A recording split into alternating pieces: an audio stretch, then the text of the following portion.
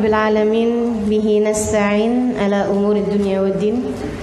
Wassalatu wassalam ala asyrafil anbiya'i wal mursalin sayyidina wa maulana Muhammadin wa ala alihi wa sahbihi ajma'in. Subhanaka la ilma lana illa ma 'allamtana innaka antal alimul hakim. Rabbi shrah li sadri wa yassir li amri wahlul 'uqdatan min lisani yafqahu qawli, amma ba'du. Alhamdulillah, saudari-saudariku sekalian yang saya muliakan, pada hari ini semoga Allah Subhanahu wa taala memperkenankan kepada kita segala rahmatnya. Semoga Allah Subhanahu wa taala mengaruniakan kepada kita perlindungannya. Semoga Allah Subhanahu wa taala menjadikan kita sesuai dengan apa yang Dia inginkan dari hamba-hambanya, dan menjadikan kita semuanya orang-orang yang terjaga seluruh anggota tubuhnya, menjaga mata kita, telinga kita, lisan kita, tangan, kaki, perut, farji, dan hati kita dari segala macam jenis perbuatan-perbuatan dosa yang Dia murka. Insyaallah kita akan membahas mengenai dosanya mata yang harus kita jauhi.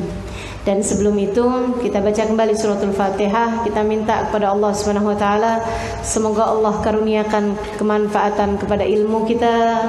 Semoga Allah Subhanahu wa taala jadikan mata-mata kita mata yang terjaga. Semoga Allah Subhanahu wa taala lindungi kita dari segala hal yang membuat Dia murka, insyaallah. Dan semoga Allah perkenankan mata kita untuk dapat memandangnya dan memandang wajah baginda kita Nabi besar Muhammad sallallahu alaihi wa ala alihi wa sahbihi wasallam. Al-Fatihah. A'udzu billahi minasyaitonir rajim. Bismillahirrahmanirrahim. Maliki yaumiddin.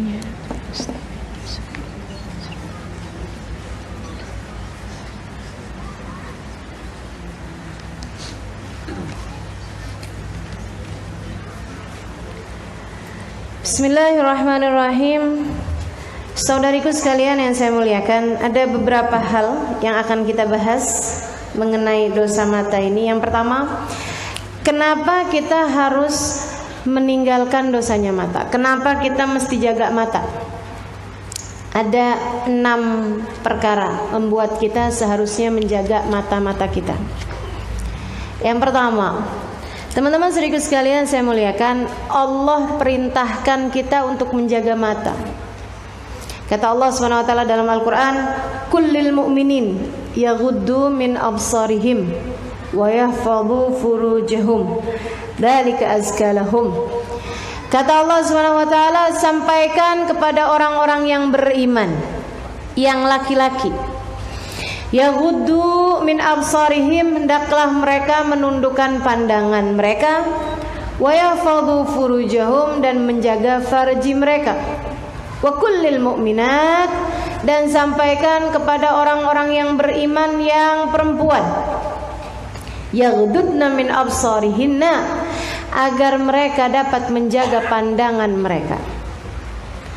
Teman-teman, ibu-ibu, adik-adik, anak-anakku sekalian yang saya muliakan, Allah yang telah menghadiahkan kepada kita mata, dan Allahnya pesan sama kita. Katanya Allah SWT, tundukkan pandangan, tundukkan pandangan, tundukkan pandangan.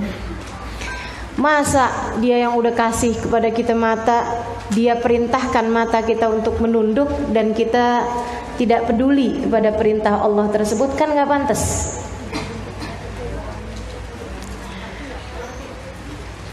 Apalagi mata yang dipakai buat berbuat dosa, dengan kita biarkan melihat kepada yang diharamkan Allah. Itu sama aja kayak ada kita kasih kepada anak kita sepatu. Nak, hadiah ya nak, sepatu. Anak kita, oh dibuka, bagus mah sepatunya mah, sini mama saya pukul pakai sepatu itu. Ini kan durhaka namanya. Saudaraku sekalian saya muliakan, demikian pula dengan kita punya mata nih, hadiah dari Allah Subhanahu wa taala. Dan hadiah yang kecil atau yang besar? Luar biasa saudariku sekalian, aneka rupa warna kita lihat dengan mata-mata kita. Kita bahkan bisa membedakan antara merah tua, merah darah, merah marun, merah cabe, merah fanta, merah bata, merah merah muda, merah jambu, merah delima. Masya Allah, semuanya tuh. Baru merah aja udah berapa rupa merah. Kita bahkan bisa membedakan gitu ya. Muka cantik, muka cantik tidak terlihat, gitu kan. Muka cantik tapi lagi marah, muka cantik tapi lagi seneng, muka cantik tapi lagi manyun, muka cantik, subhanallah, luar biasa bener gitu. Hanya dari setitik mata. Teman-teman sedikit sekalian, ini mata ini bukan semuanya yang bisa ngelihat. Kan hanya bagian yang item-itemnya aja, dan itu pun gak semuanya. Hanya satu titik tengah-tengah itu aja. Kecil segitu, tapi subhanallah luar biasa. Dengannya kita melihat keindahan semesta. Dengannya kita dapat membaca. Dengannya kita dapat mengeja alam semesta. Dengannya kita bisa merasakan keagungan, keajaiban yang luar biasa. Maka teman-teman saudaraku sekalian, nih yang ngasih kepada kita mata nih, pesan sama kita, tundukkan pandangan kalian dari yang haram. Masa dia yang udah ngasih segininya, kemudian dia ngasih perintah segitu doang kita tidak laksanakan? Maka saudaraku sekalian, satu alasan kenapa kita harus menundukkan pandangan kita, menjaga mata-mata kita adalah karena Allah memerintahkan. Allah kasih perintah buat kita tundukin mata. Apalagi dijanjiin sama Allah, yaghuddu min absarihim wa yahfadhu furujahum. Kalian kalau jaga mata, kalian bisa jaga farji. Kan gitu ya? Jaga mata, kemudian jaga farji. Dzalika azkalakum. Ini lebih baik bagi kalian, lebih suci bagi hati kalian. Masya Allah. Jadi semuanya bermula dari mata, kemudian turun ke hati. Maka yang pertama, kenapa kita harus melaksanakan, harus menundukkan pandangan? Karena Allah Subhanahu wa Ta'ala memerintahkan. Perkara yang kedua, saudariku sekalian yang saya muliakan, matanya ini amanat dari Allah Subhanahu wa Ta'ala, titipan dari Allah. Allah perintahkan. Yang kedua, karena kan amanat dia. Allah itu kasih kepada kita mata bukan melulu sebagai hadiah, tapi juga sebagai amanat. Kita kalau dikasih amanat dari orang yang kita muliakan, kayak gimana coba kita jagain amanat tersebut? Guru kita nitip sama kita barang, buku misalnya, bolpen misalnya, tolong ya jagain ya, tolong ya jagain ya. Kayak apaan kita akan jaga barang tersebut? Karena itu adalah amanat dari orang yang kita muliakan. Suami kita misalnya nitip kepada kita barang, cuman kalau contohnya suami rada repot, karena jarang-jarang ada istri yang memuliakan suaminya itu ya. Sehingga sekalian, kalau ada yang kemudian memuliakan orang yang sangat kita muliakan, sangat kita hormati, kemudian orang tersebut menitipkan sesuatu, kan pasti akan kita jaga dengan sebagus-bagusnya titipan tersebut. Apalagi ini yang nitipin bukan hanya zat yang kita hormati, bukan, akan tetapi yang memiliki nasib hidup kita, bahagia sengsara kita. Bahkan saudariku sekalian, mata kita ini, kalau Allah ngelihatnya ini nggak pinter jaga amanat, aku ambil aja deh. Melek mata jadi buta pagi-pagi hari, gimana rasanya? Ah nggak mungkin Ustazah. Siapa bilang? Saya ikut sekalian, satu hari ayah saya telepon. Dia bilang, Nok, ini nih abang kamu nih kesian bener, katanya matanya nggak ngeliat. Ya Allah, paniknya saya langsung cari-cari tahu. Saya ikut sekalian, langsung dibawa ke rumah sakit Jakarta sini, diperiksa-periksa sama dokter. Dan itu ternyata matanya berkurang penglihatannya hanya menjadi sekitar 10%-an aja, yang sebelah. Dia kemudian di laser, di ini, di apa segala macam gitu ya. Dan akan mudah-mudahan akan kembali penglihatannya yang sebelah itu dalam kurun waktu yang sangat lama. Saya tanya, kenapa dok? Kata dokternya, virus ngerogotin mata dan hitungannya hanya beberapa jam saja. Dan kalau nggak segera cepet-cepetan di laser atau diapain, akan berpindah menular kepada yang sebelahnya dan akan membuat kebutaan hanya dalam hitungan jam. Saudaraku sekalian saya muliakan, Allah ngasih kepada kita mata. Dan inna lillahi wa inna ilaihi rajiun. Semua adalah milik Allah dan hanya kepada Allah lah kembali. Semua milik Allah dan hanya milik Allah lah kendali terhadap sesuatu tersebut. Yang artinya kalau Allah Subhanahu wa taala bilang, "Nih anak nggak pinter jagain matanya, ambil aja deh lagi biar nggak banyak dosanya." Kemudian mata kita menjadi buta. Mungkin apa nggak mungkin? Mungkin banget. Maka saudariku sekalian yang saya muliakan, jaga mata.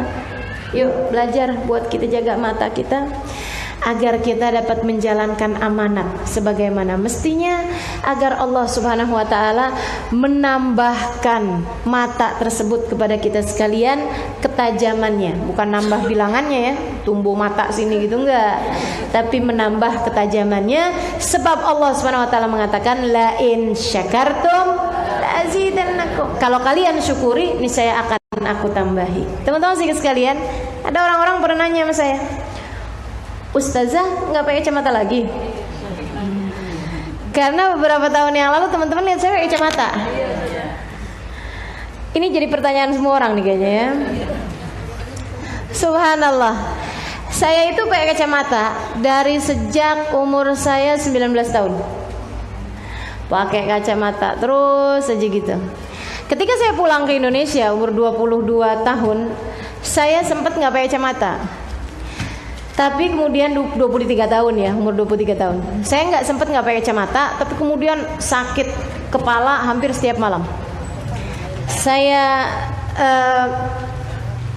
periksa, saya pikir apa nih gitu, kenapa sakit kepala terus, serem-serem juga, ada apa gitu di kepala saya. Tapi terus ada seorang teman bilang, kan Ustazah dulunya pakai kacamata, barangkali mungkin karena ini nih matanya. Saya periksa ke dokter mata bilang iya, ini terlalu lelah matanya, jadi kayak dipaksa lebih dari kapasitas dia gitu. Jadi akhirnya saya pun kemudian bilang, ya udah dok kalau gitu kasih saya vitamin aja. Dia bilang nggak bisa, kamu harus pakai kacamata dan nggak boleh dilepas kecuali saat tidur. Ya udah, dengan terpaksa saya pun kembali pakai kacamata. Seneng sih, kelihatan rada pinter.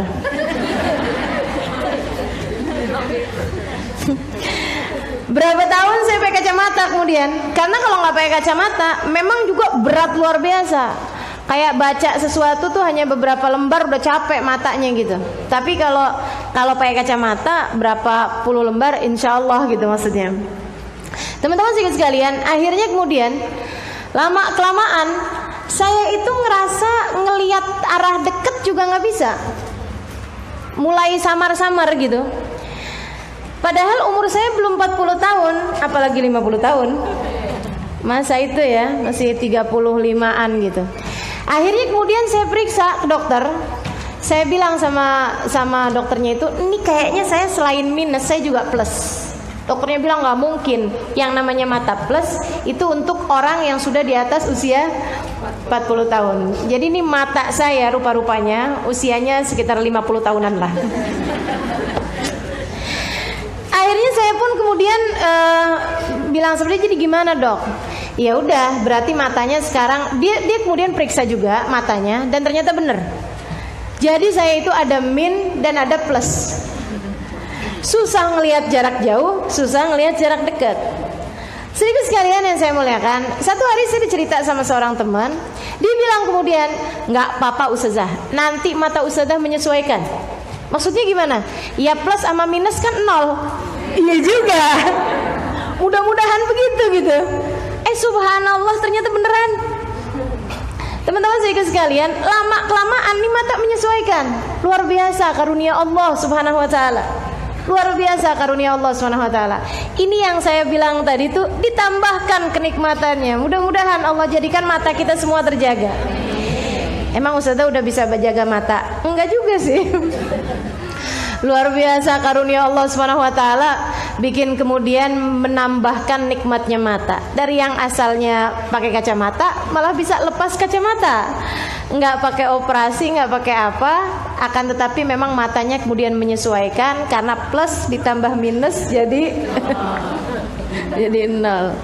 Jadi sekarang alhamdulillah matanya malah justru lebih terang daripada yang dulu-dulu. Luar biasa ya.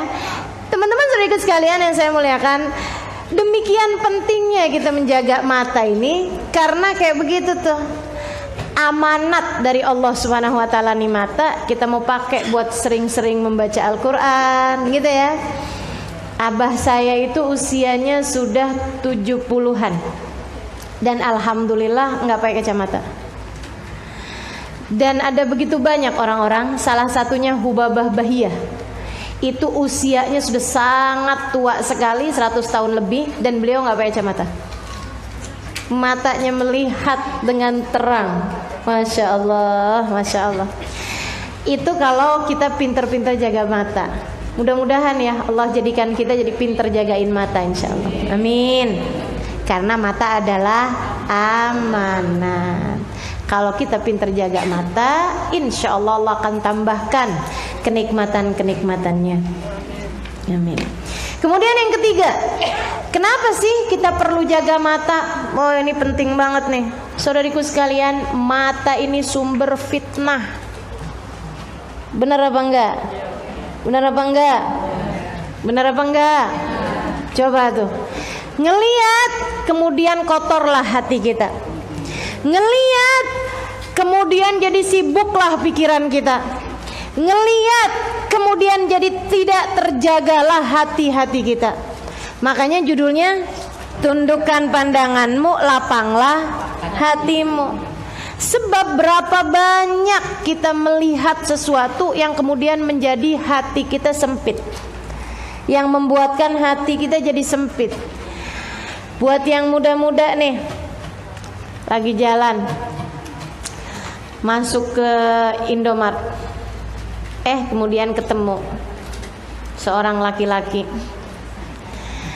Mata kita nyurut nunduk, tapi kemudian hati kita sayang-sayang rezeki. Rezeki ditolak gitu. Katanya kan nggak boleh nolak rezeki. Akhirnya kita jadi ngelihat. Ini adik-adik ini ya, saya rasa ini udah bukan lagi masalah buat ibu-ibu. Tapi kalau ternyata masih jadi masalah buat ibu-ibu juga, karena hati tak pernah tua, jiwa selalu muda. Teman-teman saya sekalian, akhirnya kemudian, ya ampun cakepnya, Allah gantengnya, gitu ya. Akhirnya sholat, Allahu Akbar. Kapan lagi bisa ketemu ya? Gimana caranya kenalan ya?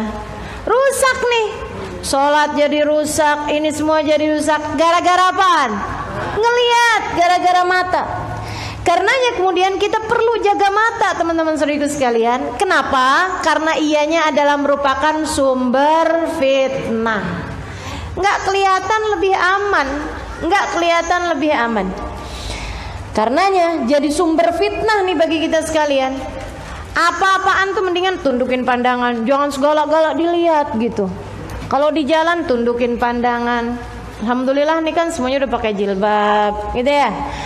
Saya rasa mudah-mudahan nggak di sini, nggak di sana selalu pakai jilbab, gitu ya. Apa ada yang masih di sini doang pakai jilbabnya? Kalau belanja ke tukang sayur nggak pakai jilbab?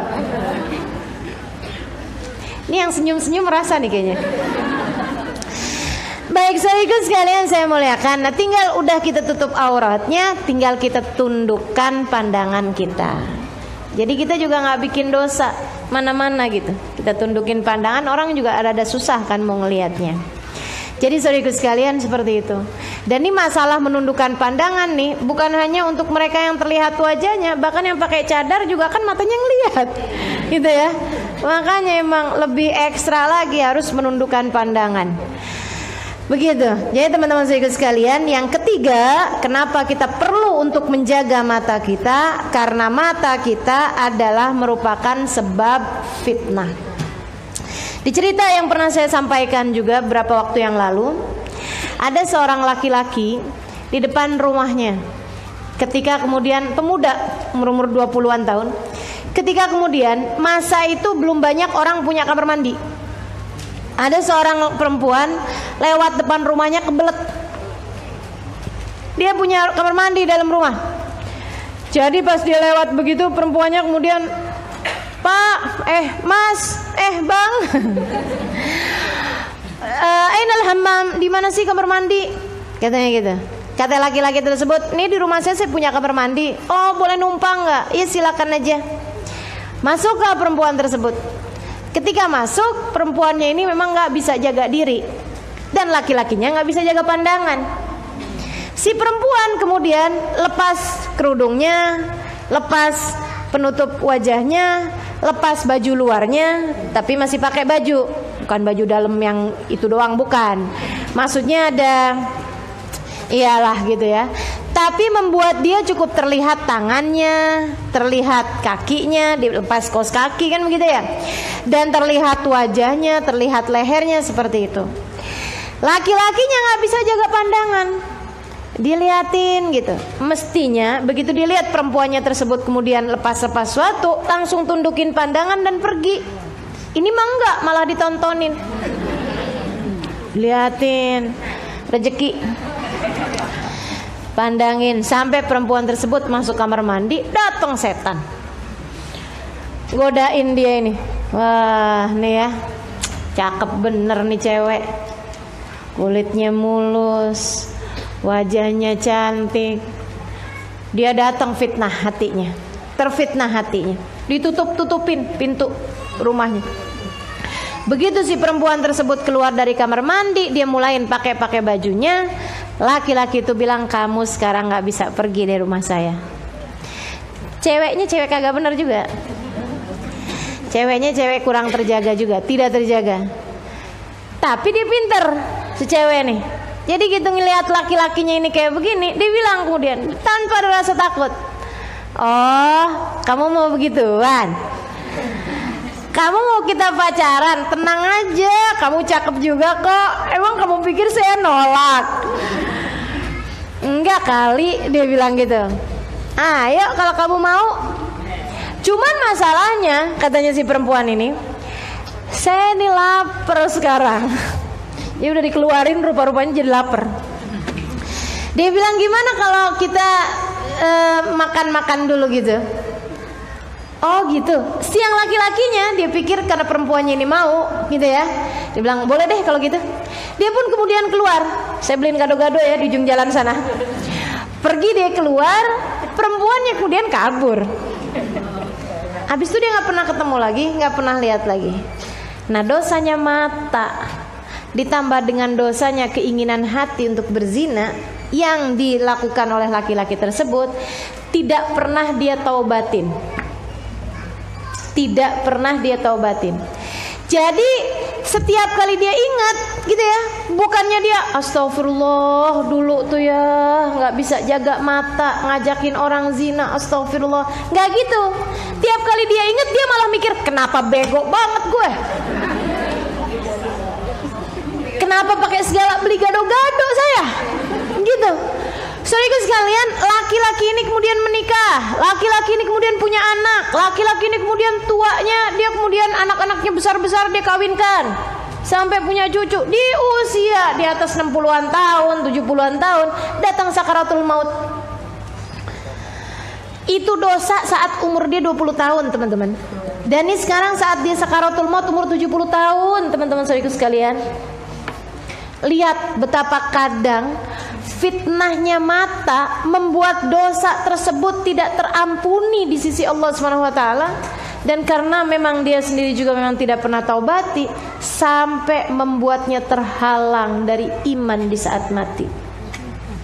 Di saat sakaratul maut, istrinya mentalkin, keluarganya mentalkin, la ilaha illallah. Ngaco mulutnya, meracau mulutnya. Dia bilang gini, dulu ada cewek cakep nih, la ilaha illallah, lewat depan rumah gue. La ilaha illallah, nyari kamar mandi katanya. La ilaha illallah, gue tunjukin aja kamar mandi dalam rumah gue. La ilaha illallah. Ceweknya masuk buka kerudungan. La ilaha illallah, enggak bisa-bisa. Gue nyesel kenapa gue beli gado-gado. Terus aja ngeracau lidahnya, lisannya, dan menghalangkan dia dari berucap kalimat la ilaha illallah. Sedih benar. Mata penyebab fitnah. Itu alasan ketiga kenapa kita perlu menjaga mata-mata kita. Andai dia tundukkan pandangan, andai kita tundukkan pandangan, maka aman kita dari segala fitnah-fitnah tersebut itu. Adik-adik yang belum nikah lebih harus ekstra lagi jagain pandangan. Ibu-ibu yang udah pada nikah mesti lebih sering ngelihat suaminya dengan pandangan kagum. Mesti lebih sering terpesona dengan suaminya, sehingga kita tidak harus terpesona dengan yang haram di luaran sana. Serius nih? Iya. Ustazah bercanda? Kagak. Serius saya. Ada dulu seorang laki-laki datang kepada syekhnya. Bukan dulu sih. Dia bilang sama syekhnya, ada seorang laki-laki bertanya kepada gurunya. Dia bilang, "Syekh, ada apa dengan saya ini? Kenapa kamu?" "Saya dulu sebelum menikah sama istri saya ini," dia bilang, "saya ngelihat semua perempuan gak ada yang cantik kecuali calon istri saya.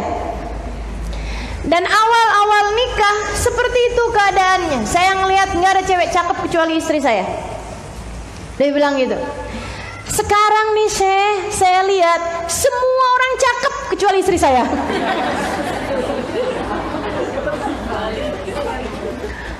Dulu tuh kayaknya nggak ada yang menarik kecuali istri saya. Sekarang semua orang menarik kecuali istri saya. Mendorong. Menarik atau mendorong? Dia bilang, "Ya Allah Syekh, ini saya jadi susah nih kalau kayak begini nih. Saya jadi kesian gitu, setengah mati nahanin hati sama istri." Gitu ya, kan orang senang ngeliatin istrinya. Ini enggak gitu. Dia setiap kali ngeliat istrinya senep. Apa yang terjadi dalam diri saya, Syekh? Kata Syekhnya kayak gini, "Apakah istrimu sekarang jadi tidak merawat badan?" "Merawat, Syekh. Malah rajin minum jamu." "Apakah istrimu sekarang menjadi jelek wajahnya? Misalnya apalah gitu ya, banyak bisul di mukanya, jerawat, apa gitu." Dia bilang, "Enggak Syekh, istri saya tetap rapi, cantik." "Apakah istrimu gak pernah berdandan di rumah?" "Dandan Syekh." Ayo nih istri-istri yang gak pernah dandan, perhatian ini ya. Jadi dia bilang, "Dandan saya istri saya, cantik dia, kalau di rumah rapi, cantik gitu, dandan." "Apakah, mohon maaf, karena mungkin melahirkan anak-anakmu, sekarang istrimu badannya jadi gak jelas? Dulu kayak gitar, sekarang kayak kulkas."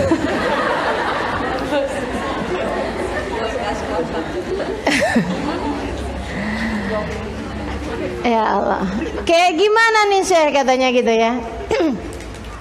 Kata Syekhnya, "Apa kayak begitu?" Dia bilang, "Enggak Syekh, wah istri saya badannya kayak biola." Jadi masih cantik juga, masih ini juga gitu. Tapi saya nggak ngerti kenapa jadi seperti ini dan saya tersiksa sendiri. Syekhnya bilang, "Oh, saya tahu kenapa begitu." "Kenapa Syekh?" Dia bilang, "Pasti selama ini kamu sering melihat pemandangan haram di luaran sana. Pasti kamu sering menonton tayangan yang nggak benar.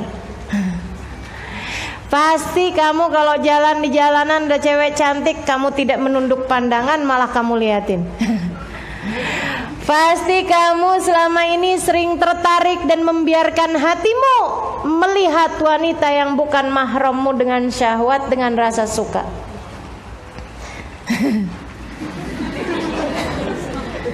Iya kan? Iya Syekh, bener semua tuh yang saya bilangin tadi.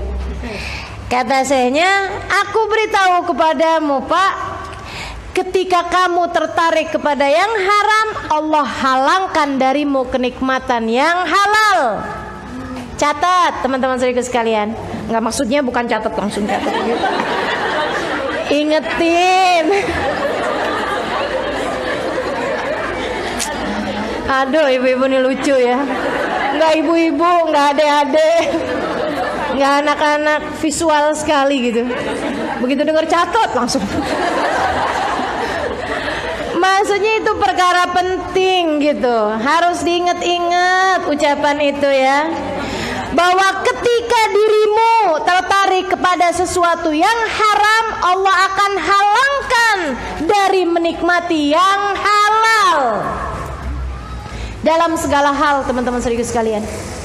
Ketika kamu tertarik dengan harta yang haram, Allah akan halalkan kamu dari keberkahan harta yang halal.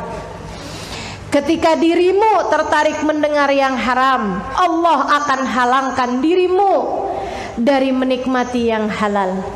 Nih kayak nikmatin sholawatan tadi, nikmatin mendengar kebaikan seperti ini akan terhalangkan dari orang-orang yang suka membiarkan telinganya mendengar yang haram, dengerin gosip, kan gitu ya, dengerin lagu-lagu yang mendekatkan ke arah perzinahan, mendengarkan hal-hal yang diharamkan, senengnya dengerin orang berantem. Kalau sukanya yang kayak begituan, Allah akan halangkan telinganya dari mendengar. Allah akan halangkan,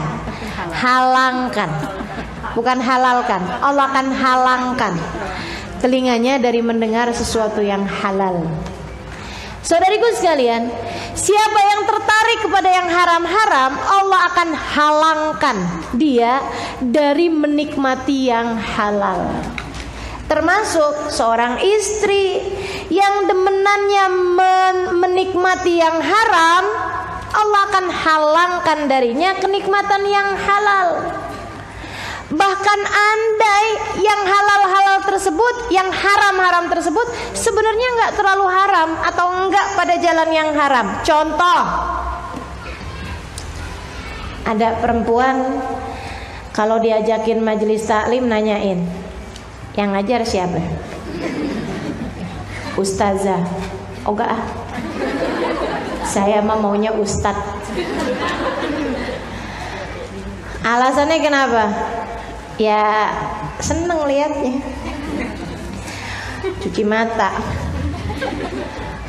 Bahkan kalau dibilangin nih yang ngajar ustad, ustadnya cakep gak? Ini sebenarnya mau apa sih? Kalau tujuanmu adalah mendengar kebaikan, mestinya ketika mendengar kebaikan dengan mata yang lebih terjaga, kan jadi enak dengernya.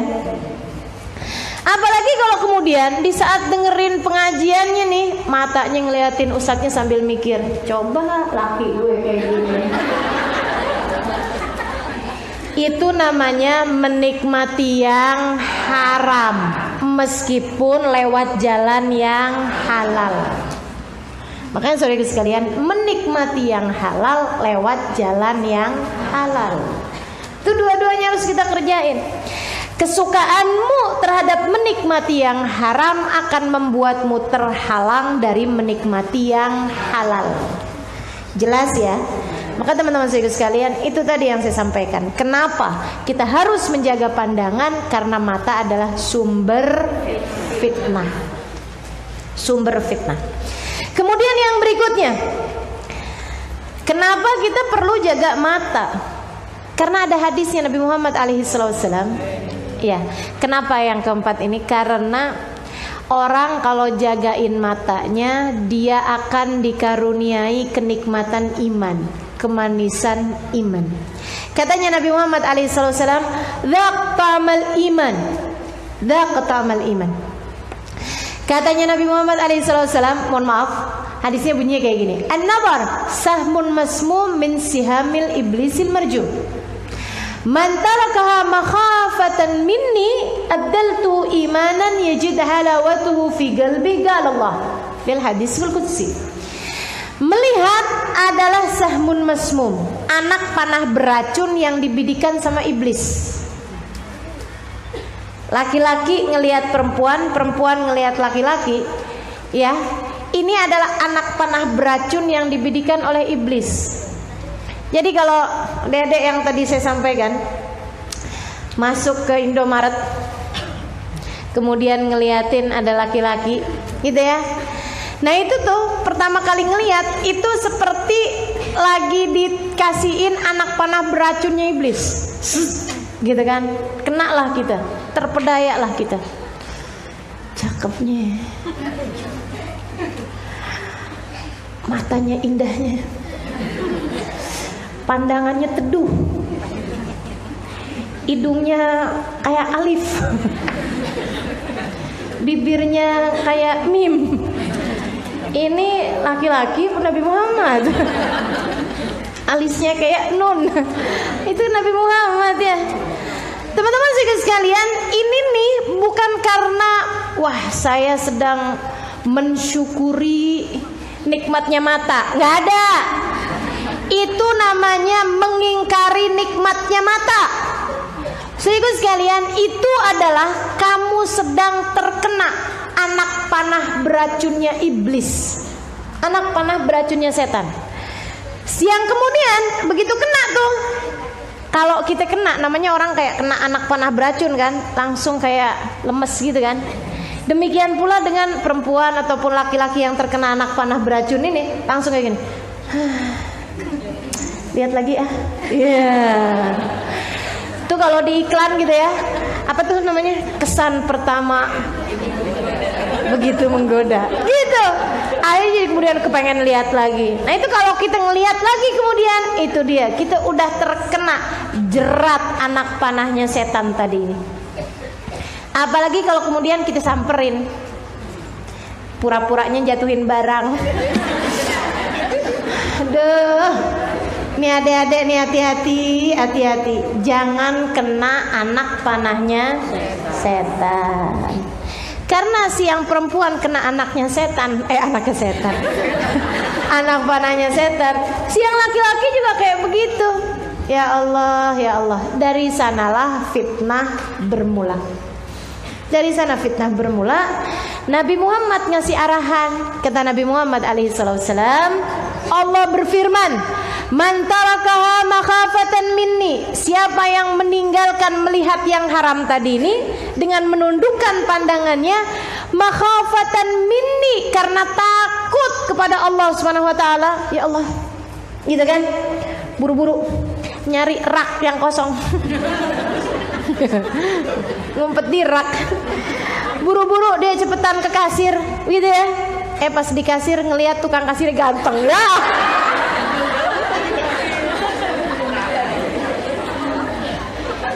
Saudara sekalian, cepetan dia keluar dari tempat tersebut, nundukin pandangan, gitu ya. Mantarakaha makhafatan minni, ya Allah jaga saya, ya Allah, ya Allah, ya Allah, gitu kan. Kemudian dia keluar gitu. Mantarakaha makhafatan minni, siapa yang meninggalkannya karena takut padaku, kata Allah Subhanahu wa taala. Karena takut padaku, bukan karena biar dianggap solehah. Ada juga tuh, begitu ngelihat, astagfirullah, astagfirullah, ganteng banget, astagfirullah. Aduh, itu sih bukan karena makhafatan minni tadi ini ya. Apalagi kalau yang dilihat Ustadz, Ustadz ganteng, astagfirullah. Udah tahu Ustadznya ganteng, kalau hadir pengajian dandannya setengah jam, kemudian mau bilang saya emang enggak menundukkan pandangan saya depan Ustadz. Lah terus maksudnya apa itu? Pakai baju yang mana ya? Yang merah udahan kemarin, yang pink juga udah, takut Ustadznya inget lah. Yang kuning aja. Ya ampun teman-teman saya sekalian, itu tadi fitnah ini ya, maka hindari.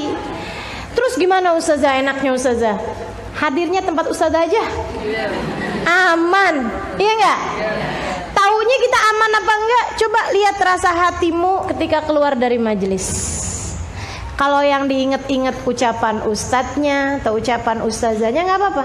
Tapi kalau yang diinget-inget rupanya, wajahnya, indah tatapnya, nah itu udah berbahaya. Itu fitnah namanya teman-teman saudaraku sekalian. Itu fitnah namanya.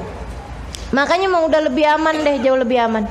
Kalaupun memang kamu mau hadir tempatnya ustadz atau mau di tempatnya Habib gitu ya, maksudnya yang laki-laki gitu ya, duduknya 30 meter jauhnya, nggak kelihatan gitu kan, nggak tahu gitu ustadznya lagi ngapain gitu, dari jauh-jauhan aja. Pandangan, kalau nggak di baliknya tembok, baliknya tiang, kayak gitu, jauh lebih aman. Kita yang lebih tahu bagaimana cara mengamankan hati kita ini. Saudaraku sekalian, hati kita nggak terjaga, jangan dikira saya mah aman, hati saya terjaga. Kan banyak yang ngerasa kayak begitu. Gak ada ceritanya. Emang hatimu hatinya siapa? Sayyidina Umar aja gak merasa aman. Sayyidina Utsman gak merasa aman. Para ulama kita gak merasa aman. Robiah Al-Adawiyah gak merasa aman. Sudah seperti seindah hati Robiah Adawiyah kang kau sampai merasa aman. Oh tenang, saya mau ustazah. Biar kata ngelihat ustadz gantengnya kayak gimana, hati saya tenang aja ustazah. Gak ada apa-apa di hati saya. Hati saya terjaga. Waduh, gak percaya saya. Saya bukan gak percaya kepadamu, saya gak percaya sama setan. Kan setannya udah bilang, anak panah beracun. Jangan kira saya profesional, kata setan. Profesional, pengalaman kerja ribuan tahun. Teman-teman, mau kita tandingin kayak gimana? Kita baru hidup berapa puluh tahun? Kita baru ngaji berapa bulan? Mau nyaingin setan dengan kinerja sudah dari sejak zamannya Nabi Adam. Nabi Adam bisa dia perdaya, apatah lagi kita. Halimah Idrus. Gak percaya saya, gak percaya. Bukan gak percaya sama diri saya. Insya Allah dengan pandangan Allah gitu ya Allah jaga. Akan tetapi saya gak percaya sama setan yang kemudian mengelabui kita. Saya bukan gak percaya kepada teman-teman yang ada di sini. Saya percaya. Akan tetapi saya gak percaya sama setannya yang selalu membisik-bisikan hatimu. Dan saya juga gak percaya, terus terang aja, bahwa kita semua bisa menghindar dari godaan setan. Gak ada. Jika bahkan kepada Nabi Muhammad Allah mengajarkan, Qul a'udzu birabbin nas, malikin nas, ilahin nas, min syarril waswasil khannas. Katakan wahai Nabi Muhammad, aku berlindung kepada Tuhan manusia, pemelihara manusia, pemilik manusia, dari kejahatan setan yang selalu membisik-bisiki dalam hati manusia. Jika Nabi Muhammad disampaikan seperti itu, bagaimana pula dengan kita? Bagaimana pula dengan kita? Makanya emang mesti minta perlindungan terus-terusan sama Allah. Tundukkan pandanganmu, jaga matamu, agar kita semuanya dijadikan orang-orang yang selalu berada dalam jalan yang benar. Jadi saudaraku sekalian, saya muliakan seperti itu. Nah hadisnya kemudian bilang, man tarakaha makhafatan minni, siapa yang meninggalkan melihat yang haram makhafatan minni, karena takut kepadaku, kata Allah, abdaltuhu imanan, aku akan taruhkan dalam hatinya keimanan. Aku akan gantikan. Kenapa bahasanya gantikan? Karena dalam melihat tersebut ada kesenangan. Makanya Allah bilang, gak apa-apa, kamu tundukin aja pandangan matamu karena aku akan gantikan dengan kesenangan yang lain dalam hatimu. Berupa kesenangan apa ya Allah? Abdaltu imanan, kata Allah. Aku akan gantikan kesenangan dalam hatimu tersebut dengan keimanan. Yajid halawatuhu fi qalbi, yang kamu akan merasakan manisnya di dalam hatimu itu. Jadi saudariku sekalian yang saya muliakan, tundukkan pandangan. Kenapa? Agar Allah mengaruniakan manisnya iman dalam hatimu. Gitu. Jadi setiap kali nih kayak kepengen lihat, kayak kepengen natap, kayak kepengen nonton, gitu ya. Sesuatu hal yang kita tahu nih, kalau kita nonton nih masalah nih buat hati kita, nggak pinter kita jaga hati kita. Kalau seperti itu, saya nggak lagi bilang bahwa nonton semuanya haram. Ada yang haram, ada yang nggak. Kita semua tahu mana yang haram, mana yang enggak. Lihatin aja rasa hati sesudahnya seperti apa. Kan begitu ya? Maka teman-teman sekalian, kalau misalnya kita kemudian menghindari itu semuanya, nih, yajid halawatu fi qalbi, Allah akan gantikan buat hati kita iman yang kita rasakan manisnya dalam hati. Tiap kali datang keinginan untuk melakukan yang diharamkan Allah SWT, kita bilang sama hati kita, udah enak-enak dikasih iman yang manis saja. Enak-enak dikasih kemanisan iman aja. Maka saudaraku sekalian yang saya muliakan, kenapa ya saya kalau baca Al-Quran, kenapa gitu tidak berlinangan air mata saya? Kenapa ya saya ketika kemudian beristighfar bersama-sama, yang lain pada nangis, saya kok susah nangisnya? Kenapa ya saya enggak mudah bergerak hati saya ketika mendengar kebaikan-kebaikan?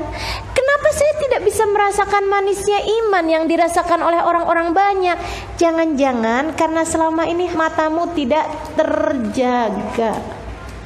Cobalah jaga mata, Allah akan anugerahkan kepadamu manisnya iman yang akan kau rasakan nikmatnya di dalam hatimu. Gitu.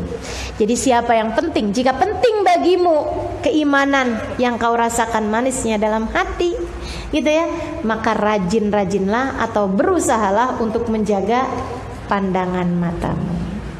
Gitu. Itu sebab yang keberapa? Kenapa kita harus menjaga mata? Agar kita merasakan manisnya iman. Yang kelima, saudariku sekalian yang saya muliakan, kenapa kita perlu menjaga mata kita? Agar khusyuk sholatnya. Emang ngaruh. Ini saya bilangin. Teman-teman saudara sekalian, kita tuh kalau lagi sholat, itu hati kita, pikiran kita hanya akan mengulang sesuatu yang paling mayoritas dalam hati. Gitu. Sekali lagi ya, kita tuh kalau lagi sholat, itu pikiran kita dan hati kita hanya akan mengulang-ulang sesuatu yang paling mayoritas dalam hati. Susah banget kita bisa khusyuk dalam sholat kalau dalam hati kita nggak ada Allah, kalau dalam hati kita nggak ada kemuliaan kepada Allah, kalau dalam hati kita tidak ada pengagungan kepada Allah. Coba perhatiin aja kita begitu misalnya sebelum sholatnya habis bercanda, begitu kita masuk dalam sholat yang kita ingat bercandaan kita, betul nggak? Kita kalau sebelum sholat nih habis nonton pertandingan bola, timnas kalah ya. Ustazah tahu, gimana nggak tahu? Teriakannya orang-orang di sekeliling kenceng bener. Akhirnya kan saya tanya juga, kalah ya? Ya Allah. Saudaraku sekalian yang saya muliakan, kita misalnya habis nonton sesuatu, habis nonton pertandingan bola misalnya gitu. Begitu sholat nih, Allahu Akbar, yang kebayang apaan? Bola. Nggak jauh-jauh gitu. Jadi itu yang namanya hati kita, pikiran kita gitu ya, itu hanya akan mengulang di saat sholat apa yang ada dalam hati kita.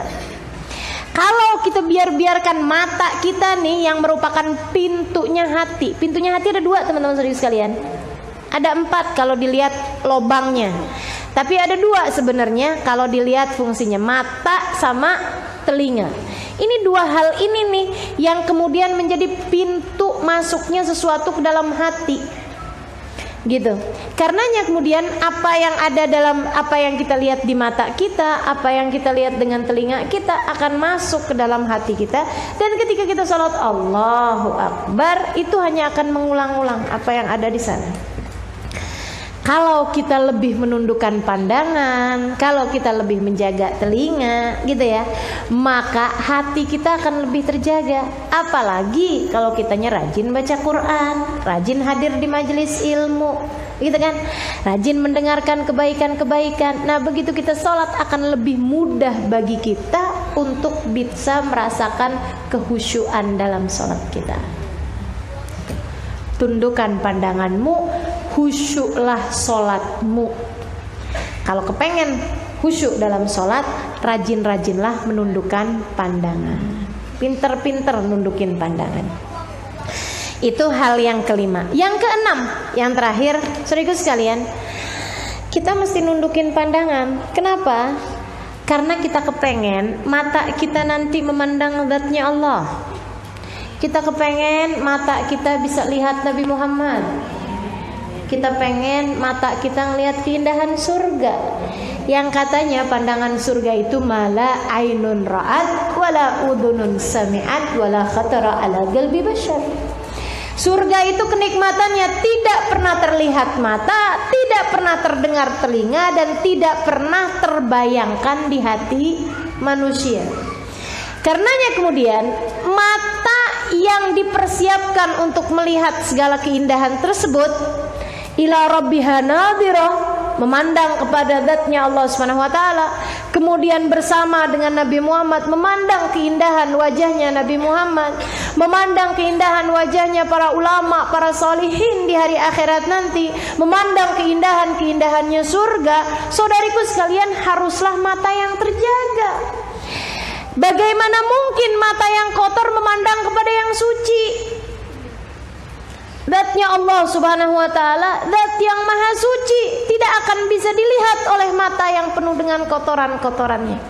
Nabi Muhammad alaihi wasallam at-tahir, zat yang maha suci, tidak akan bisa dilihat di hari akhirat nanti kecuali oleh mata-mata yang bersih dari dosa-dosanya. Maka saudariku sekalian, kalau ingin matamu kelak diizinkan Allah untuk memandang kepada zatnya Allah, kalau kepengen matanya nanti bisa menyanding, memandang wajahnya Nabi besar Muhammad alaihi wasallam yang tersenyum tulus kepadamu dan berkata, kamu adalah umatku. Jika ingin matamu nanti bisa melihat buah-buahan surga, sungai-sungainya, bangunan-bangunannya yang indah, jika itu yang ingin engkau diberi kelak di hari akhirat nanti, maka sucikanlah matamu, jauhkan dia dari memandang yang haram. Sebab yang suci hanya bisa dilihat oleh yang suci. Siapin mata dari sejak sekarang, tundukkan pandanganmu. Jika ingin di hari akhirat nanti matamu dijadikan mata yang diberi dengan keindahan-keindahan tersebut, insya Allah. 6 alasan kenapa kita perlu menjaga mata.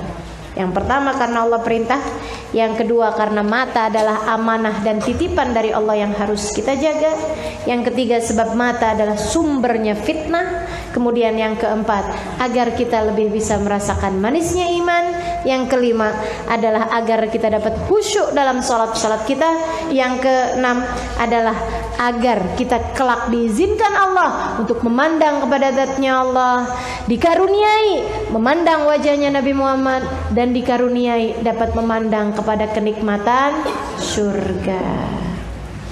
Baik saudara sekalian, sudah kita tahu alasan-alasan kenapa kita perlu memandang, perlu untuk menjaga mata kita. Nah sekarang saya mau kasih tahu mata kita dijaga dari apaan aja. Dosanya mata tuh apa-apa aja.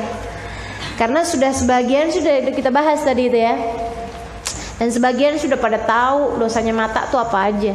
Yang pertama, dosanya mata memandang dengan syahwat. Memandang dengan syahwat. Nah karena memandang dengan syahwat, tahu syahwat ya? Syahwat rasa suka diri.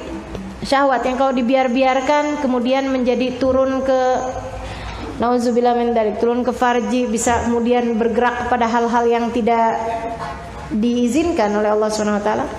Syahwat itu sendiri ada yang halal, yaitu syahwatnya suami kepada istrinya dan juga syahwatnya istri kepada suaminya. Selebihnya memandang kepada syahwat, nauzubillah, bahkan kepada anak sendiri hukumnya haram. Syahwat ya ini ya, bukan rasa sayang, bukan rasa cinta. Teman-teman bisa tahu kan bedanya? Faham ya? Nah itu. Jadi saudaraku sekalian, yang pertama memandang dengan syahwat ini haram kepada siapapun, baik secara langsung ataupun secara non langsung. Non langsung tuh lewat TV, lewat internet, lewat handphone gitu ya, memandang. Itu pokoknya yang namanya dengan syahwat, memandang kepada siapapun haram hukumnya, bahkan kepada sesama jenis. Pokoknya yang namanya memandang dengan syahwat hukumnya adalah haram. Hukumnya adalah haram, dan untuk itu kita harus menundukkan pandangan. Itu satu. Yang kedua, dosanya mata adalah melihat kepada laki-laki yang bukan mahramnya jika dikhawatirkan terdapat fitnah. memandang kepada laki-laki yang bukan mahramnya, itu haram. Maka saudaraku sekalian, dah nih lagi jalan, laki-laki tundukin. Lagi jalan, Ustazah kalau laki-lakinya kecil banget, ya kalau aman dari fitnah sih nggak apa-apa. Anak bayi, masa kita tilik bayi nggak kita liatin mukanya, kan tersinggung orang. Begitu ngelihat kita, mana anaknya ini, astagfirullah. Kenapa ya? Bukan mahram. Enggak gitu juga gitu. Jadi kalau aman sih, aman dari fitnah nggak apa-apa. Tapi kalau yang kira-kiranya di usia-usia yang nggak aman, mulai masuk usia remaja gitu ya. Kalau laki-laki tua gimana Ustazah? Ya kalau laki-lakinya tua dan takwa, ini ya, tua dan takwa gitu, itu aman dari fitnah saya kira. Dan syaratnya mesti dua-duanya, kitanya aman dari fitnah, dianya aman dari fitnah gitu. Sebab kenapa saya bilang tua dan takwa? Ibu-ibu mohon maaf, ada banyak laki-laki yang tua-tua keladi, bukan tua-tua takwa gitu ya. Makin tua makin jadi. Nah itu kan serem kita. Makanya kita dengar ada kabar kakek-kakek perkosa cucunya. Nauzubillah min dzalik. Gitu. Jadi masalahnya ngelihatnya tersebut itu adalah untuk seseorang yang aman dari fitnah, gitu kan. Laki-laki jika tidak aman dari fitnah, semuanya haram untuk dilihat. Kemudian yang ketiga, maksudnya yang tidak jenisnya, kalau laki-laki berarti haram untuk melihat perempuan. Dan ini dalilnya adalah apa yang diceritakan oleh Sayyidah Aisyah. Katanya Sayyidah Aisyah, kami sedang ada di rumah, saya dengan salah satu istri Nabi Muhammad yang lain. Saya tidak ingat betul apakah itu adalah Hafsah atau Salamah. Yang penting adalah Sayyidah Aisyah dengan ada istrinya Nabi Muhammad alaihissalam yang lain. Ketika datang seorang bernama Abdullah ibn Ummi Maktum. Ya, Abdullah bin Ummi Maktum. Abdullah bin Ummi Maktum ini orangnya buta. Laki-laki buta. Dia kemudian masuk ke rumah Nabi Muhammad untuk tanya kepada Nabi Muhammad alaihissalam berbagai macam permasalahan dalam Islam. Nabi kemudian memerintahkan Sayyidah Aisyah dengan istri Nabi Muhammad yang lain ini untuk masuk. Kata Nabi Muhammad, udkhula, masuklah kalian berdua gitu kan. Ya Rasulullah, kata Sayyidah Aisyah, bukankah dia alaysa huwa a'ma? Bukankah dia buta Rasul? Ya kan dia nggak bisa ngelihat kita nih gitu. Jadi kan nggak apa-apa juga kalau kita ada di situ. Orang dia buta, dia nggak bisa ngelihat kita. Katanya Nabi Muhammad alaihissalam, afa amyani antuma? Emang kalian berduanya buta? Maksudnya kalau dia buta, kalian berdua buta sih nggak apa-apa, gitu ya. Tapi kalau misalnya kalian berduanya nggak buta, kan kalian berdua nggak buta nih. Dia emang nggak bisa ngelihat kamu, tapi kamu kan bisa ngelihat dia. Masuk kemudian dua istrinya Nabi Muhammad tersebut. Maka saudariku sekalian yang saya muliakan, ini menunjukkan bahwa kita haram melihat laki-laki yang bukan mahram kita, begitu ya. Baik karena khawatir fitnah ataupun tidaknya fitnah sekalipun gitu. Jadi jangan diliatin. Sebab nih, kadang-kadang kita ngelihatnya kayak yang enggak kok, dia nggak cakep, aman dari fitnah gitu ya. Tapi kemudiannya katanya orang Jawa tuh, apa sih namanya? Tresno jalaran soko kulino, gitu ya. Allah bisa karena biasa. Cinta bermula dari keseringan melihat. Teman-teman saudaraku sekalian, kayaknya biasa-biasa, tapi kalau sering lihat, lama-lama cakep juga nih. Lama-lama kemudian terjadinya fitnah gitu. Karenanya mesti berhati-hati. Itu yang kedua. Kemudian yang ketiga, haram bagi kita untuk melihat aurat, walaupun sesama perempuan, walaupun anaknya sendiri. Dan ini perhatian buat ibu-ibu saudaraku sekalian, dilarang berenang bersama dengan keluarga yang memperlihatkan aurat kita, walaupun sama anak laki-laki kita sendiri di atas usia 7 tahun, 8 tahun, 9 tahun, 10 tahun. Itu udah gak aman.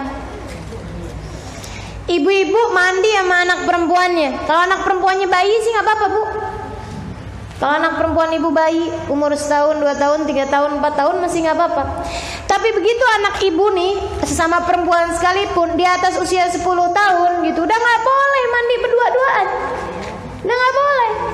Jangan dikirain nggak apa-apa, anak sendiri ini kok enak, daripada ngantrinya panjang, yuk kita masuk kamar mandinya berdua aja.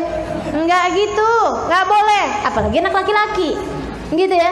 Melihat kepada aurat, apa batasan aurat laki-laki ataupun perempuan antara pusar ke lutut jika yang mahram. Jadi saudariku sekalian, anak perempuan sama bapaknya, walaupun sama bapaknya itu ngelihat paha nggak boleh, si bapak ngelihat paha anak perempuannya nggak boleh, pun sebaliknya anak perempuan ngelihat paha bapaknya nggak boleh. Yang boleh siapa? Suami sama istri, itu doang yang nggak punya aurat. Yang lain semuanya ada auratnya. Antara pusar ke lutut selalu menjadi aurat siapapun. Jadi nggak boleh lihat, nggak boleh. Sesama perempuan nggak boleh. Makanya kalau ditanya gitu, terus pijit gimana Ustazah? Nggak boleh. Kalau antara pusar ke lutut. Makanya saya kalau pijit gitu ya, kecuali karena darurat. Misalnya kakinya jatuh gitu kan. Nah, itu kan memang darurat. Kalau enggak pincang, kalau enggak sakit gitu ya. Memang harus dipijit, ya itu silakan aja. Sama halnya dengan dokter. Kalau memang ada yang sakit, ya itu juga mesti harus pilih dokter perempuan. Kalau nggak ada dokter perempuan, baru kemudian boleh dokter laki-laki. Makanya ibu-ibu jangan ada yang periksa dalam sama dokter laki-laki ya. Di Jakarta nih hukumnya haram. Kenapa gitu? Karena di Jakarta banyak dokter perempuan. Ustazah, dokter perempuannya nggak pengertian, nggak ada urusan sama pengertian. Ini hukum syariat agama Allah Subhanahu Wa Taala harus kita dirikan. Wah Ustazah, saya dulu mah nggak tahu. Nggak ada hukum bagi yang nggak tahu. Tapi sekarang sesudah tahu, jadi lebih menjaga, harus kita jaga. Ya Ustazah, kenapa dikasih tahu? Nyesel jadi tahu. Jadi nggak boleh pijit Ustazah. Ya Allah. Iya, jadi nggak boleh pijit. Lulur juga. Iya. Jadi saya tuh kalau misalnya yang pijit-pijit gitu ya, yang antara pusar ke lutut saya pijitin sendiri. Nah Mbak sini, saya sendiri aja. Atau nggak usah gitu kan. Atau ditaruhin kain sehingga dia mijitnya dari bagian luar aja. Seperti itu. Jadi saudaraku sekalian yang saya muliakan, sebab melihat aurat hukumnya adalah haram. Kemudian yang berikutnya, melihat dengan pandangan menghina kepada seluruh umat. Siapapun, kita jangan ngelihat sesiapa dengan pandangan menghina, dengan pandangan merendahkan. Hukumnya adalah haram. Ini mata kita ngerjain dosa kalau kita ngelihat seorang dengan pandangan menghina. Bahkan terhadap pelaku dosa sekalipun, jangan memandangnya dengan pandangan menghina. Kamu tidak pernah tahu, apalagi diancam sama Nabi Muhammad alaihissalam. Katanya Rasulullah, ma ayyara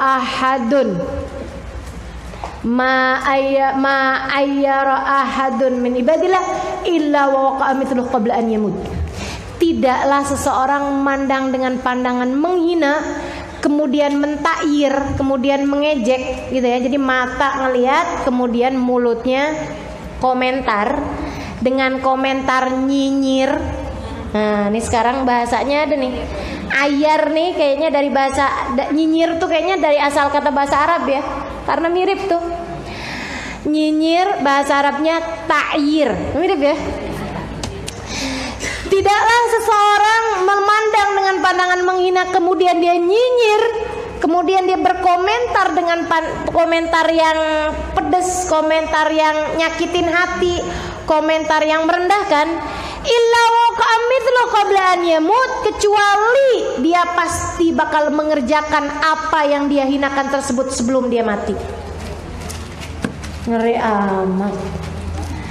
Jadi kalau ngelihat orang, ih amit-amit bajunya, naudzubillah, amit-amit cabang bayi, bajunya terbuka kayak begitu, ih naudzubillah, gitu ya. Hati-hati teman-teman sekalian. Satu hari akan datang waktumu kamu buka aurat kayak begitu. Serem bener. Walaupun dalam keadaan terpaksa. Misalnya rumah kebakaran atau apa gitu ya, kita dalam keadaan kayak begitu, pakaiannya belum lagi di kamar mandi. Ketika kemudian diteriakin, sampai nggak sadar keluar pakai bikini, keluar pakai pakaian dalam doang, misalnya gitu, bisa jadi gitu. Maka saudariku sekalian, hati-hati, jangan pernah takyir orang. Kita nggak pernah tahu, serem terjadi sama diri kita, terjadi sama diri kita, atau terjadi kepada anak-anak kita. Ngeri amat. Ih, pelacur tuh ganti sana ganti sini, rame-rame begitu. Ya Allah, jangan. Kalau kita ngelihat maksiat, kalau kita ada dengar kesalahan orang perbuat, ada aib-aibnya orang, rapi-rapi buat nutup aib tersebut. Rapi-rapi. Kenapa? Sebab kita punya aib, orang punya mulut. Kan gitu ya? Ngelihat aibnya orang jangan diomongin. Kenapa? Sebab orang lain juga punya mulut dan kita juga punya aib. Katanya Nabi Muhammad alaihissalam, siapa yang buka aibnya orang, siapa yang ngomong dengan aibnya orang nih, disampein aibnya orang pada orang lain, Allah akan buka aibnya walaupun dari dalam kamarnya sendiri. Serem amat. Ya Allah, ya Allah. Hati-hatiin. Jadi kalau kita ngelihat orang berbuat maksiat, lebih baik sibukkan hati dengan berdoa, sibukkan lisan dengan berdoa, tapi jangan di depan orang. Sebab doain orang lain di depan orang lain yang terkait masalah aib, sama juga buka aibnya dia. Kan begitu ya? Ya Allah, walaupun orang itu kelihatannya baik, tapi saya yang sudah tahu seperti apa dia, tutupin aib-aibnya ya Allah. Didengar sama sebelah, emang dia kenapa ya? Kayaknya doa, padahal dia lagi inian kan gitu ya. Kita udah kelihatan gitu orang lain gitu. Ya Allah, kasih hidayah tuh orang. Kan yang sebelah kita nanya, emang kenapa dia? Gitu. Maka saudaraku sekalian, saya melihatkan doanya fi dhahril ghaib. Doanya jangan di depan orang. Doanya saat kita lagi tahajud itu baru beneran doa. Doanya saat kita lagi sujud itu baru beneran doa. Saat kita lagi munajat kepada Allah, nggak ada sesiapa yang tahu. Ya Allah, ya Allah, orang itu ya Allah telah mengerjakan perbuatan dosa, telah membuatmu murka. Ya Allah, tutupilah aibnya dan tutupilah aibku. Ya Allah, beri hidayahmu kepadanya dan kepadaku. Itu yang seharusnya dilakukan oleh sesama saudara muslim, sesama saudari muslimah. Kalau kita tahu ada aibnya orang, kita rajin-rajin tutupin baik-baik sambil minta sama Allah Subhanahu wa taala, mudah-mudahan Allah jaga dirinya dan Allah jaga diri kita. Amin ya rabbal alamin. Amin ya rabbal alamin. Begitu ya. Kemudian yang terakhir, pandangan yang juga haram adalah melihat dunia dengan pandangan kagum dan melihat syiar agama Allah dengan pandangan menghina. Melihat dunia dengan pandangan kagum, melihat sesuatu yang berjenis yang ukhrawi gitu ya, dengan pandangan merendahkan. Saudaraku sekalian, melihat dunia kagumnya luar biasa. Masya Allah, ya Allah, rumahnya gede banget gitu ya. Waduh, ya ampun, mobilnya bagus banget.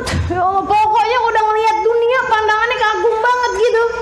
Tapi giliran melihat sesuatu yang ukhrawi, ya Allah, menghinakan luar biasa. Ih, ustadz itu ya. Ih, ustazah itu ya. Ih, orang-orang tuh ya pada pergi ke pengajian kayak kagak ada kerjaan. Ih, gitu. Kayak menghinakan gitu, yang syiar-syiar agama Allah. Nauzubillah, itu penyakit hati, teman-teman saudaraku sekalian. Itu penyakit hati. Sampai ada orang pulang dari haji bukannya jadi bener malah gila. Ada nih teman saya cerita, Jawa Timur sana ya. Dia bilang, ya Allah, ada teman saya, ada tetangga kami, dia bilang pulang haji jadi gila. Dia tuh dari sebelum haji niatnya udah nggak benar gitu. Dia nggak tahu dan duitnya juga mungkin uang nggak halal ya gitu kan. Mau haji, mau lihat Ka'bah kayak apaan sih? Orang segitunya sama Ka'bah. Udah nggak benar. Jadi tuh hatinya nggak ada penghormatan, nggak ada pengagungan terhadap syiar agama Allah, malah justru sebaliknya. Nyampe lah dia di Mekah. Saudaraku sekalian, orang pertama kali ngelihat Ka'bah, memang cara pandang tuh bergantung dari hati, cara dengar juga bergantung dari hati ya. Saudaraku sekalian yang saya muliakan, kalau orang dengerin yang saya sampaikan ini, kalau hatinya bersih, Masya Allah, iya nih, poin, PR, jalan kehidupan, mau jadi perempuan semakin solehah, kan gitu. Tapi kalau orang hatinya nggak benar, Ustazah ini bisa ngomongnya doang. Itu cara pandang, semuanya bergantung dari hati kita. Gitu. Emang Ustazah udah bisa ngerjain? Tuh hati-hati, ya hati-hati. Kalau ada perasaan-perasaan seperti itu langsung tepis, gitu. Emang Ustazah udah bisa ngamalin? Itu urusan saya sama Allah. Sebagaimana apakah engkau bisa mengamalkan apa yang saya sampaikan apa enggak? Itu urusanmu sama Allah. Ketika engkau menjadi baik bukan karena saya, tapi karena dirimu yang memang baik dipersiapkan oleh Allah Subhanahu wa taala. Kan begitu ya? Maka teman-teman saudariku sekalian, ini cara pandang terhadap sesuatu. Bisa jadi ngelihatnya sama, bisa jadi dengarnya sama, tapi semuanya berbalik pada hati. Mudah-mudahan Allah jaga. Amin. Nih orang ini nih. Jadi datang ngelihat Ka'bah, orang lain sujud syukur. Gitu ya. Orang lain ngelihat Ka'bah, ya Allah, berlinangan air mata enggak terasa. Ada orang cara pandangnya sih masing-masing, tapi memang melihat dengan penuh keharuan. Ada yang melihat, ya Allah, Baitullah, rumahnya Allah, Masya Allah, kan gitu tuh, haibah, wibawa gitu. Ada lagi yang kayak begini, ya Allah, biasa cuma bilang mustaqbilal kiblati. Kalau lagi sholat, ngadep ke arah Ka'bah, ngadep ke arah kiblat. Ini depan mata Ka'bahnya, Masya Allah, senengnya. Ada lagi yang kayak gini, biasanya cuma ngelihat di TV, kalau kagak di kalender. Iya kan ya? Ya Allah, ini sekarang bisa ngelihat depan mata, Masya Allah. Itu jadi semua orang memandang, tapi dengan penuh keharuan. Semuanya bergantung dari hati.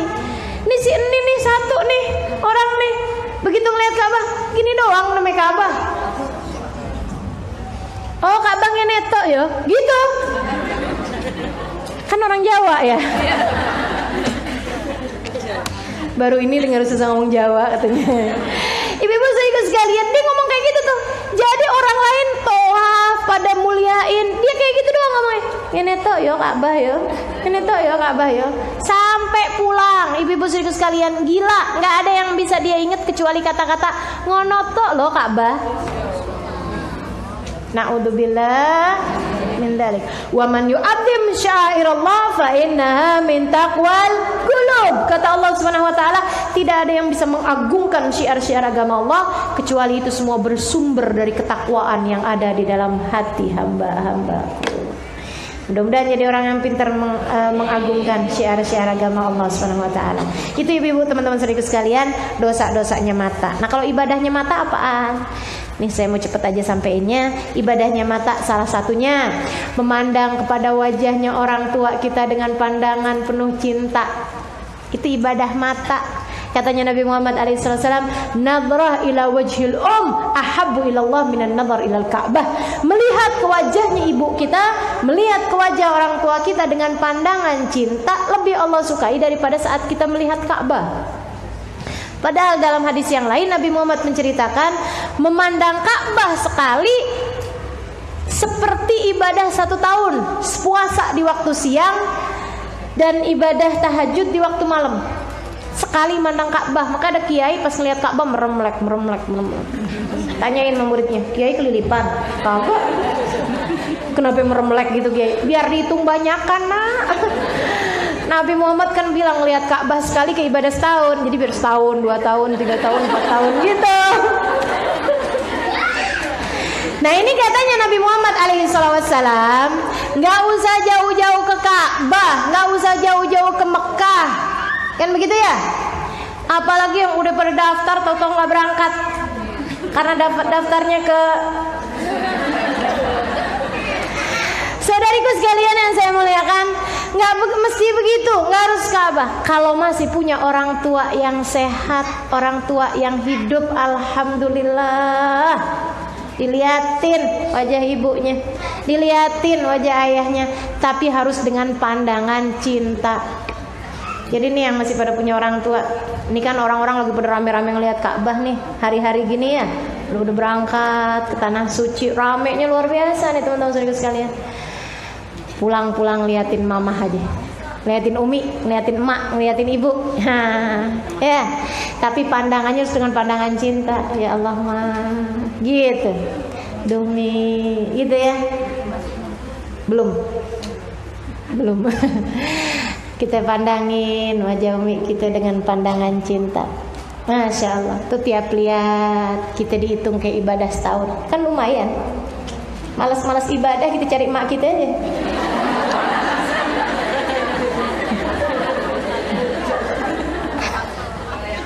Iya kan, enak kayak kita liatin.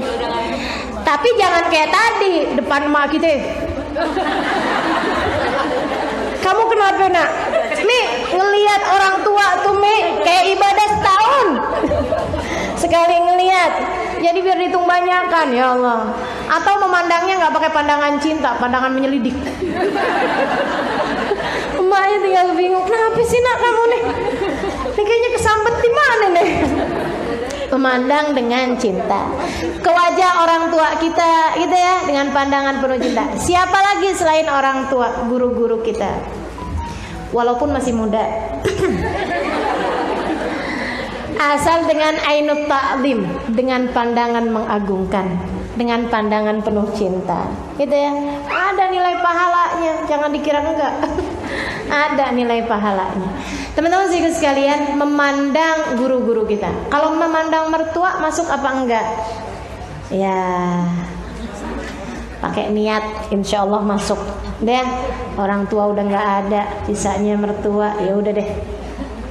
Tak ada rotan, akar pun jadi. Walaupun itu sebenarnya hadisnya mengenai orang tua. Baik, saudaraku sekalian yang saya muliakan. Kemudian mana lagi? Memandang ulama itu ya, yang tadi saya sampaikan. Memandang ulama itu juga nilai ibadah yang lain lagi. Ini salah satu dari ketaatan kita, memandang ulama, memandang syiar-syiar agama Allah Subhanahu wa taala dengan pandangan takdim. Asalkan tidak dengan pandangan syahwat. Kayak yang tadi saya sampaikan, itu kan, Ustazah masalahnya ulamanya kita ganteng-ganteng. Alhamdulillah, kan jadinya senang diliatinnya. Tapi jangan dengan pandangan yang nggak benar, itu tadi pandangan syahwat, gitu ya. Kita liatin, ya Allah, nih orang yang menyampaikan kita kepada Allah. Ya Allah, nih orang yang bikin kita kenal sama Nabi Muhammad. Ya Allah, gitu. Apalagi kalau kita bisa mikir, ya Allah, dulu sahabat enak bisa ngelihat Nabi Muhammad. Tapi kan Nabi Muhammad dilihat para sahabat, sahabat dilihat matabiin, tabiin dilihat matabiin, tabiin, nyambung. Ini orang ngelihat ulama di atasnya, ulama di atasnya, ulama di atasnya, ulama di atasnya, ini deh, nyambung kepada Nabi Muhammad. Ya Allah, saya nggak bisa ngelihat wajahnya Nabi Muhammad, sekurangnya saya ngelihat wajah yang melihat kepada Nabi Muhammad SAW. Apalagi Bu, ada banyak di antara ulama-ulama kita yang dimuliakan Allah dengan memandang wajahnya Nabi Muhammad, baik secara mimpi ataupun secara terjaga. Nah, kita nggak bisa ngelihat wajahnya Nabi, sekurangnya kita mandang wajahnya orang-orang yang sudah diizinkan Allah untuk memandang wajahnya Nabi Muhammad. Sering-sering pandang wajahnya ulama-ulama, bikin hati jadi bersih, bikin jiwa jadi tenang. Asal mandangnya dengan cara yang benar. Nih orang udah nyampe, udah faham siapa Allah, kenal Rasulullah, dan emang kayak begitu. Ya Allah, ibu-ibu sekalian. Makanya ketika Nabi Muhammad ditanya, wahai Rasul, siapa sih kekasih Allah? bukan yang paling rajin sholatnya, bukan yang paling kita taunya kekasih Allah, bukan dengan kita cari tahu ibadah dia kayak gimana gitu. Karena barang kasih Allah kan malah rajin rapi-rapi nyembunyiin ibadahnya, nggak suka cerita-cerita. Saya alhamdulillah dari sejak muda nggak pernah ninggal, nggak ada kayak gitu. Nggak akan kita dengar dari para kekasih-kasihnya Allah pengakuan-pengakuan tentang ibadah mereka.